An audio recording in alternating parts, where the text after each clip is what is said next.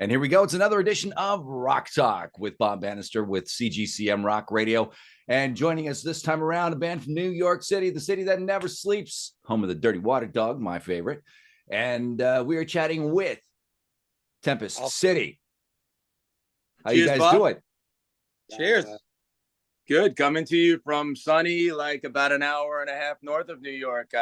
After that intro, I feel like I should have more subway and less grass, but this is where you got me today.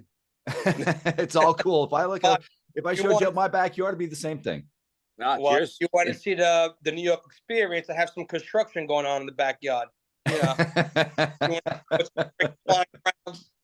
Yeah, it's funny. One of my other co-hosts on another show that I do on CGCM, he's in Montreal, and right outside his window right now they're resurfacing the street. So we were recording a show the other day, and you heard all the Packers and the big trucks and the backup alarms and.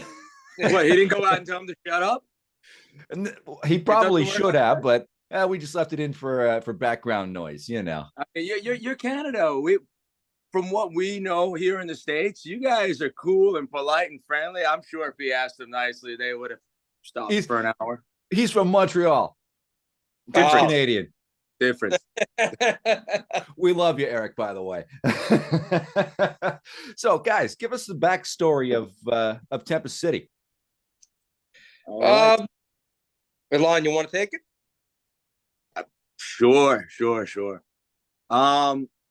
New York is a strange place when you're a musician because everybody knows everybody and everybody's going after it, and there's so much talent. And I think at the time I was just rapping with a band called the Blackfires, and we were rehearsing out of the music building on 40th Street in the city, and I was looking to get into a new project, looking to get creative, and back then, how many years are we together now?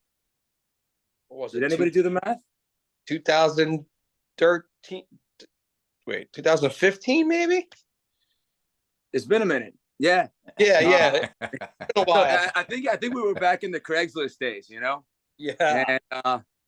And I did come across this post by these guys, listed influences. They overlap with mine. And we decided to link up in a studio. And that turned out to be Alfredo and Walter and Vinny. So the original version of this band came from that core, and within 20 seconds we knew we had something. So we said, all right, we need to find a bass player. That came courtesy of Uruguay, the first international member of Tempest City want to become a thing. You know, there's no version of Tempest City that doesn't have a wacky accent. But yeah, you just need to picture this like 6'3" dude, tattoos all up the neck, everything, who just comes at you really, really fast and goes, hugs. Dude just wanted to hug everybody. Yeah, he sounded like a Tasmanian devil at some point.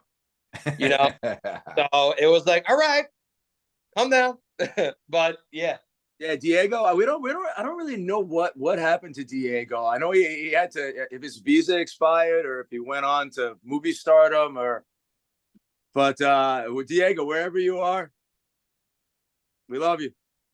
So, and we brought him in on bass, and that version of Tempest City was what kind of kicked things off. And we recorded our first record, and keep circling back to Walter, because Walter was one of the greatest dudes I've ever met, one of the best musicians, unbelievable writer. And you know, we lost Walter right before COVID, and he unfortunately he passed away, which is what really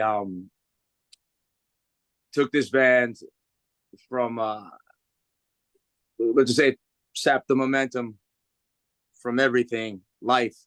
And I know I'm skipping around, so Fredo, maybe you want to fill in a little bit before and after. But you know, that's one of the big things that kind of bring us to where we are today, which is now a reformed version of Tempest City, pretty much in tribute to Walter. You know, we said we can't go back on missing this huge piece of the puzzle, and we did a concert for Walter at the bitter end in the city on Bleecker Street, and we all got on stage and we all played some songs, and we were surrounded by family, friends, fans. We raised some money, and it all felt good and it felt right. And we said if Walter was here, he would want us to keep going, and ultimately, I think we decided that was the direction we wanted to go. So we jumped back into the world of Tempest City, and that was it. We reformed. You know, the thing is that like his legacy goes on, which is that was the whole point of us continuing on with Tempest City, and here we are now. So we've got two incredible guitar players. We got Jake and Pedro, who I don't know, maybe they're listening in from wherever they are right now, but I know that I think 9:30 was too early for rock and roll in their world, so leave it at that. But one of cut off sleeve shirts, so you can. Yeah, Jake hails from the far reaches of New Hampshire, I think, originally, and Pedro, what's his backstory? I know he was former special forces in the jungles of. Yeah, he went by John Rambo. You know, along those lines. Pedro from Argentina, Colombia. But oh, so there's where that wacky accent comes in. Oh again. yeah, the new accent, tattoos, skulls, everything. Yeah. Like Alon said, you know, you know, you have to have a member in Tempest City who has a wacky freaking accent. You know, so that's Pedro. There you go. Where's the name come from? Tempest City. So all right, I'll grab this one because so we rehearsed on 30th Street between 7th and 8th Avenue in the city. A popular street, lots of studios on there, and before every rehearsal, we'd hit up there's an Irish bar right on the corner of 8th and 30th called Molly Wee's. Look, yeah. Look, lovely lady owned it. Didn't mind that we were loud, and you know, came in, guitars, everything. We'd have some beers, talk music, talk band stuff. And early on, we were like, you know, now we need a band name, and we would go around, and they were all terrible as usually. You know, figuring out a band name is probably one of the harder things to do, right? I think one of the names was gonna be, "Hey, we're Molly Wheat," you know, like something like that. Probably would have led to some kind of beer discount, but I think Vinny finally was quiet the whole time, and he's like, "Hey, what about Tempest City, bro?" We're like, "Wow, it's fantastic. It's great. All right." We all agreed. Done. We were Tempest City. That lightning bolt moment. Yeah. 3 months later, we're in the same bar at the same table. Only this time, I'm facing out the window instead of Vinny. And I look across the street, and staring right across the street from the bar we're in is another bar called Tempest Bar. Oh. So I didn't realize it, but we're actually named after the bar across the street from the bar we actually went to. Now that's funny. Funny, you could ask him, you know, like, "Hey, how'd you come up with the name?" It just came to me. It came. Yeah.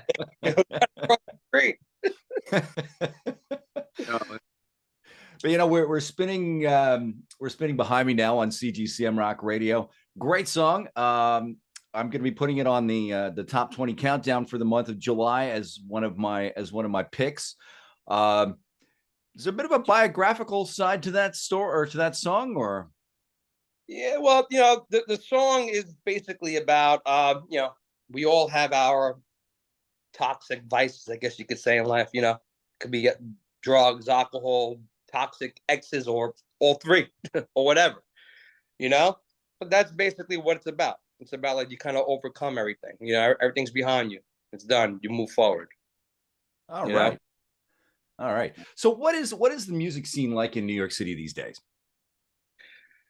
It's happening. Like, you have so many bands going on, and we're trying to do like, I've always wanted to like put together something like with all the bands, like kind of like a whole Seattle scene that happened in with Soundgarden, Alice in Chains, and all that stuff.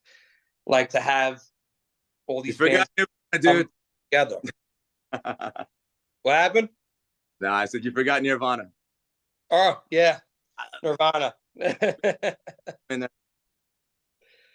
So we were trying to kind of put together like something like that, but after COVID, everything kind of died down for a while. Yeah. Now everything is starting to pick back up. Like, we're playing at Gramercy on July 27th, which was for, with bands like Prom Juice, Hold on Fire, friends from our neighbor from Brooklyn, Annika, which we grew up with these guys. So, the scene is slowly coming back. People are starting to come back out of the woodwork. Yeah. So would you say though the word? Oh, go ahead. Which is kind of interesting, I guess we fashion ourselves as a rock band in the style of those bands we listen to, which a lot of them were the Alice in Chains, Soundgarden, hard rock, 3-part harmonies, melodic, and a lot of the new generation didn't come up with this. And a lot of what we're finding at these shows is the audiences are younger and younger. Mm-hmm. And the idea of going into a small rock club, being around people, feeling the energy from a band like ours, musicians playing on stage, like not standing still, like coming to the edge of the stage, it's novel to them. They're loving it. And it's like kind of bringing it to this new generation that hasn't really experienced it, and it's fun being there to watch it, Yeah, I have to say, like with Tempest City is that old school rock and roll, like live show, like it's kind of like what we kind of bring to the table, So then it's fair to say that we're in the midst of a rock regeneration, a rock revival kind of deal, getting away from the prefab pop stuff that mainstream has been trying to force feed us, right? Oh yeah, I mean, isn't that always the case? We're always trying to get away from all that. We kind of want to. No, we're here. This is where we are. You keep all that shit there. Are we allowed to come on here? Absolutely. Fuck's sake! Thank you. All right. Like I'm putting together one of another show with my co-host Eric, and we have this band up here in Canada from Montreal. They're called Duraps, and they actually came to be out of the pandemic. Jacob Duraps is from Montreal. Their drummer is from Australia. They connected over FaceTime, I think it was. So they started writing music. Anyway, long story short, you were asking about cursing on the radio. The last song we're playing on our show, which is going to be airing soon, is called "Fuck Off."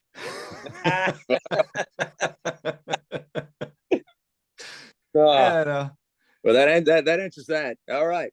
Absolutely.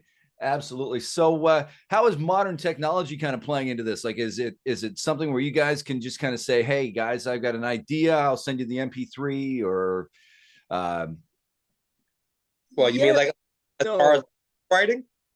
Yeah, as far as writing. Yeah, I think it's we kind of keep it traditional, I guess. Like, will be us four in the room.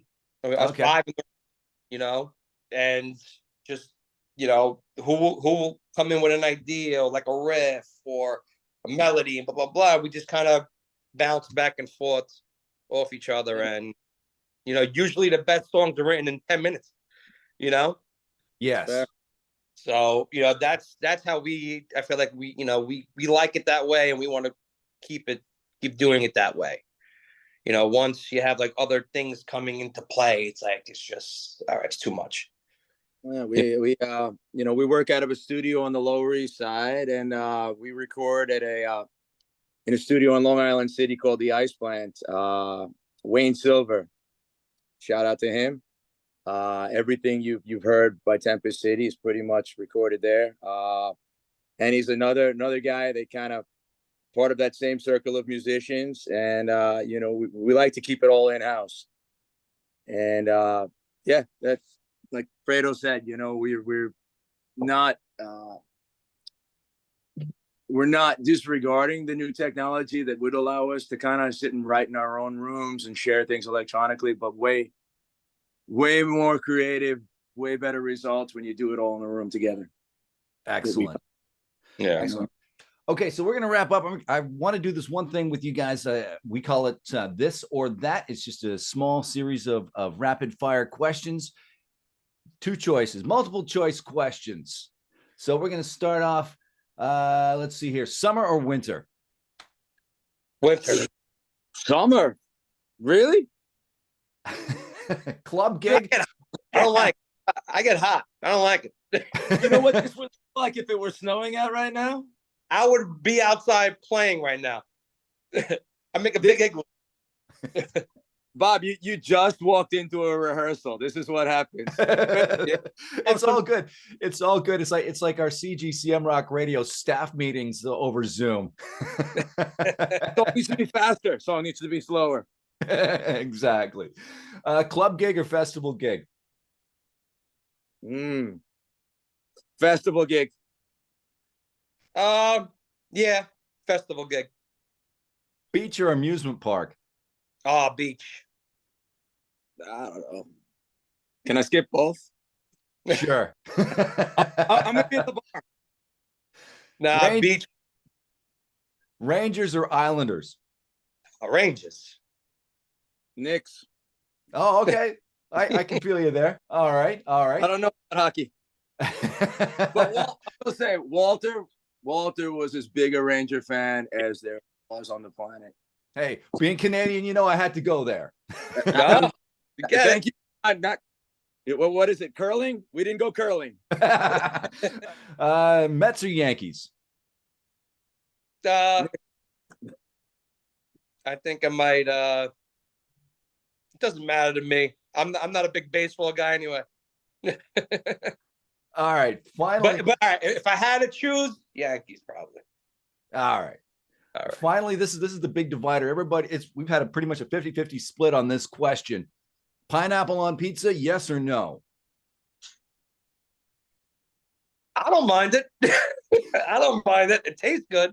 You know, that sounds horrible. And I'm an Italian, so that's kind of like, you know, hey, you know, but I don't mind it. We defer any pizza questions to the Italian guy in the band. Hey guys, this has been an absolute blast. Thank you for joining us here on CGCM Rock Radio. And what's your website, guys? TempestCity.com. Yeah, TempestCity.com. And Bob, just a quick plug for Gramercy Theater show. If anybody's in the New York area, it's a Saturday night, big show, July 27th.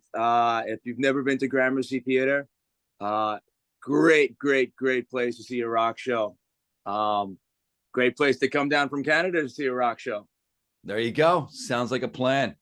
All right, boys, thank you very much for joining us here on this edition of Rock Talk, and thank you, and we'll catch you again next time.